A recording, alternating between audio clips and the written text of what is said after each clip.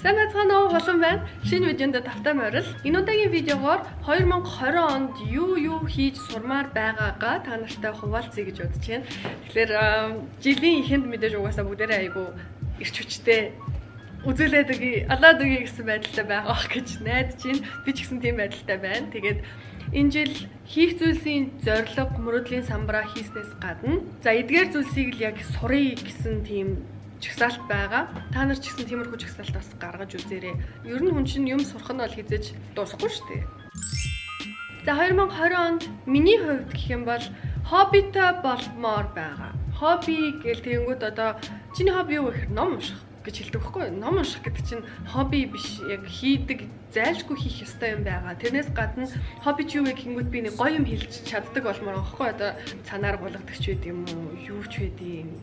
Хатамал хийдэг ч байд юм уу, цэцгийн хатамал хийдэг ч байд юм уу, нэг тийм зөвүүн гоё юм ядаж марк цуглуулдаг ч юм уу те. Тэгээд тийм юм байхгүй учраас энэ жил гоё хоббитой болмоор байна. Ер нь хоббитой байх нь хүнд одоо бүтээмжтэй байх, сэтгэл санаа happy байх, өөдөхгүй, өөдснийхаа зоргоор дими балаа юм хийж сошиал медиа ухахгүй ч байд юм уу те. Эсвэл эм орохгүй байхад тусалтай юм шиг байна. Тэгэхээр эх жил хоббит энэ жил шүү дээ энэ чинь хоббитой болцгоё. Хоёрдугаарт нь төвлөрч сурмаар байгаа. Төвлөрөл гэдэг юм, фокус гэдэг юм надад тэгээ ер нь биднэрт ялангуяа энэ цаг үед, энэ өдрүүдэд айгүй багассан юм шиг санагдаж байгаа. Төвлөрөх гээл тэнгуут туц дуурдаг.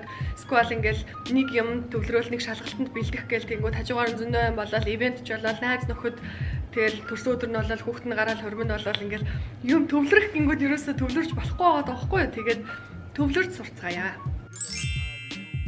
Хуримтлуулж сурах нь үрж сурахаасаа чухал байх ёстой мөртлөө бид нар үрхийг нь сайн чаддаг, хуримтлуулахыгаа муу чаддаг юм шиг санагддаг. Жишээлбэл нэг илүү одоо төлөвлөснөөс өөр нэмэлт орлого орж ирэнгүүт тэрийг яаж үрхүү гэж боддог болохоос биш энийг хуримтлуулчих гэж нэг бодоод байдаггүй шүү дээ.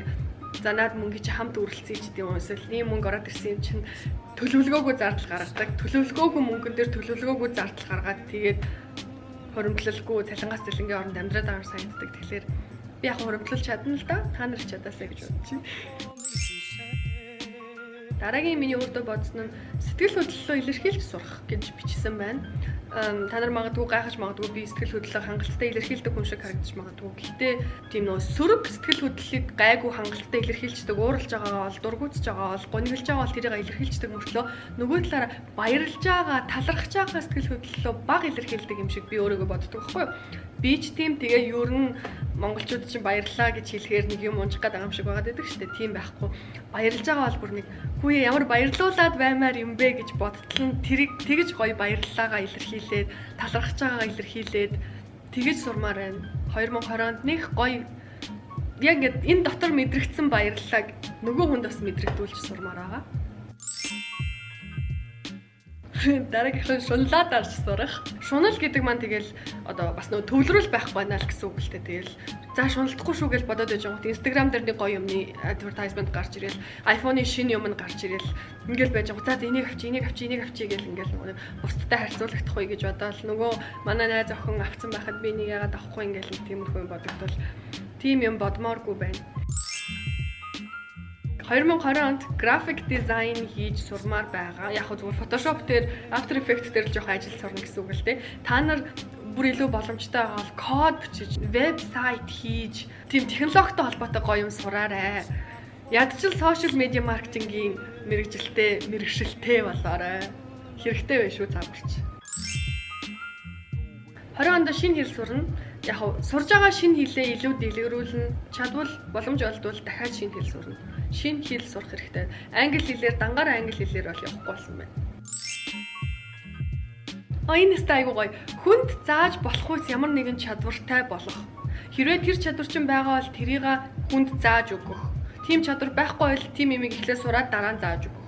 Ер нь хүнд заах ийм нэг юм коуч хийх боломжтой л нэг юмтай болмоор байгаа юм л та. Надад яг хөө тиймэрхүү юмнууд ганц нэг байж магадгүй би тэрийг олох хэрэгтэй байна. Тэгээд яг хүнд заах хэмжээний болох хэрэгтэй. Сайн үйлсийн юм хийж сурмаар байна. Бид нар яг сайн үйлсийн тухай их ярьдаг юм шиг мөртлөө би лав хизээж сайн үйлсийн юм хийж бараг үзээгүй хүн. Бараг гэж угаасаа үзээгүй. Яагаад юм бүү мэдээ. Нэг л хийдгүү маа. Хиймээр байна. Хийл та. Боломж бололцоотой байгаад ирээ. Мөнгө төгрөгөөр биш юм а гэхэд ядаж цаг хугацаагаа зарцуулж баймаар байна. Сайн үлсийн аян хийж үзмээр байна. Хийж сурмаар байна. Энэ бас айгүй чухал. Энийг заавал сурна гэж бодож байгаа. Маргааштай бэлдээд унтдаг болмоор байна. Хувцаа байна уу, ажиллаа байна уу, юугаа байна уу? Би ерөөхдөө бэлддэг л дээ. Гэхдээ тийм тогтмол бол биш. Тогтмол маргааштай бэлдээд унтдаг болчих юм бол маргааш өглөө нь айгүй гоё болох гэдэг байна. За тэгээд нөгөө төвлөрөл гэдэгтэй дахиад холбоотой шаардлагагүй олон юмд үсчихэ болно. Би ер нь жоохон үсчих хандлагатай байдаг төрлийн хүн. Яг нь гэхдээ үсчин ч гэсэн тэрийг дуусгадаг л та. Гэхдээ дуудсан юм болгонд нь очдоггүй ч байд юм уу? Дандаа линт тэнд явж байгаа хүмүүс байдаг шүү дээ. Би тийм хүн өрөөсөө баймаргүй байхгүй. За сүүлийнх нь бас практиктэй холбоотой санхүүгийн талын мэдлэгтэй болмоор байна. Тайлангаа гаргадаг, төсвөө баталдаг, санхүүгийн нэг тийм энэ тоонуудыг тайланг яаж гаргадгийг, татварыг яаж боддгийг ч гэдэм үү тиймэрхүү юмнуудыг ерөнхийдөө гадарлана. Гэхдээ яг ингээд 100% чадахгүй байхгүй. Тэгэхээр санхүүгийн талын жоохон мэдлэгтэй болно гэж бодож байгаа. За тэгээ ийм баахан чагсаалтууд гаргасан. Та нар ч гэсэн тэгэл жилийн төлөвлөгөө, сурах зүйл, сурахгүй зүйл гэл зөндөл зүйлс байгаа байх. Миний би өөрийнхөө хийх сурах зүйлсийнхаа чагсаалтыг та нартай хуваалцлаа. Эндээ санаа авал аваарай. Өөрсдийнхөө сурах зүйлсийн чагсаалтыг бас комент хэсэгт үлдээгээрэй. Тэгээ видео таалагдсан бол лайк, subscribe дараарай. Хажууд нь байгаа хонхны товчийг бас дарчих юм бол баярлалаа шүү. Би видео оруулахаар гоё хөөрхөн notification очдог болно гэсэн. За тэгээд энэ удаагийн дугаарт хамт байсан баярлалаа. Баярлалаа. It's not for me to say you love